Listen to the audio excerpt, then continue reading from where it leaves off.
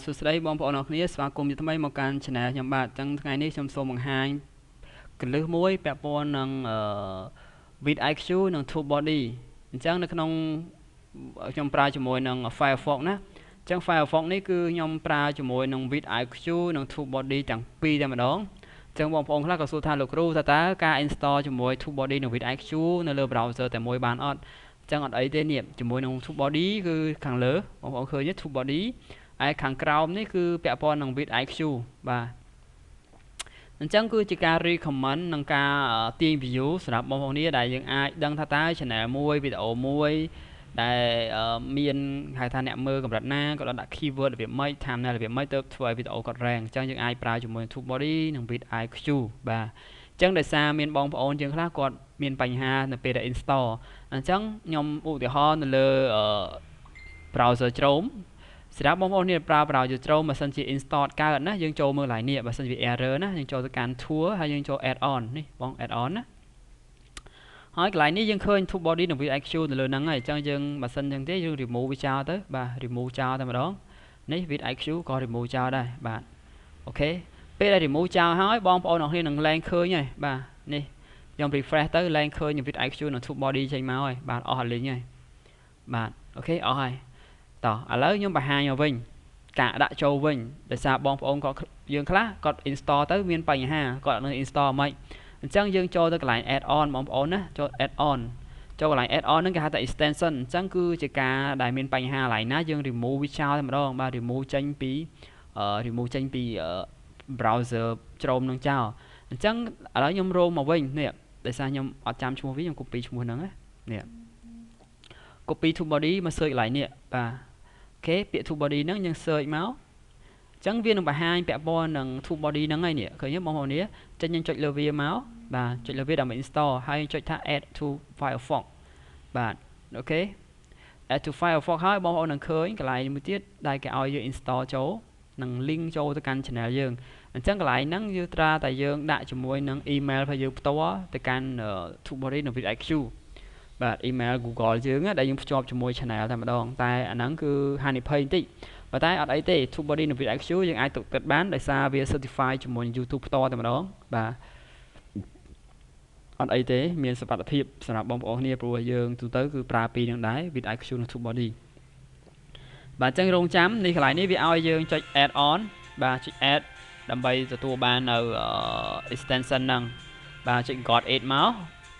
ហ្នឹងយើងទទួលបាន add on ហ្នឹងហើយអញ្ចឹងនៅពេលដែលយើង refresh នៅលើនេះវីដេអូយើងណាបាទ no អញ្ចឹងនៅពេលដែលយើង refresh មក TubeBuddy នឹងឡើងមកហើយបងប្អូននេះនៅពេលយើង install ហើយ TubeBuddy នឹងឡើងមកហើយបាទនេះវាចាប់ផ្ដើមឡើងមកហើយបាទអូខេអានេះដោយសារយើងគេហៅថា sign in ជាមួយនឹង TubeBuddy ដោយសារយើងប្រើប្រាស់ជាមួយ email តោះនេះបងប្អូននេះបាទ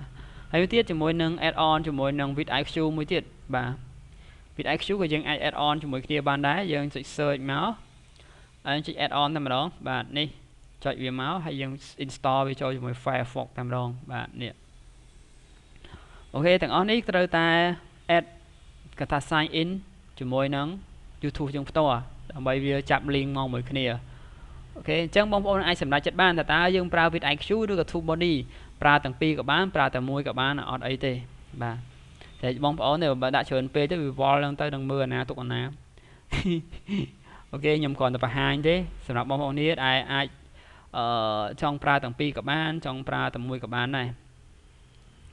បាទអញ្ចឹងនៅពេលដែលយើងចូល add on យើងនឹងគ្រាន់តែ refresh មកវាយើងបាន vidIQ និង TubeBuddy ចូលមកហើយ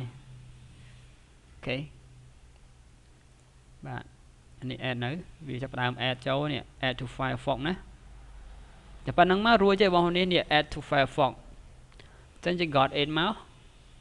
បាទអញ្ចឹងយើង refresh មកវានឹងចាប់ link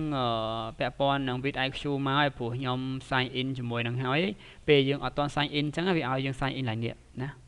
យើងដាក់ email យើងចូលដាក់ email ចូលដាក់ password ចូលមកគឺនឹង active ហើយណា log in ទៅគឺអូខេហើយតោះនេះបងប្អូននេះបាទអរគុណនេះគឺជាដំណោះស្រាយនៅរបៀប install ហើយតែខ្ញុំប្រាប់អញ្ចឹងយើងចុចនេះណាចុច Google នេះមិនដាក់ email ឬក៏បង្កើតអីទេមិនបាច់ទេចុចនេះ sign in with Google អ chẳng phải sign in với Google vì ao dương xua cho mỗi email dương trong đại email mỗi ngày chứ những đại email dương cho tới cứ việc link tại mặt đòn nè khởi nhớ mong nè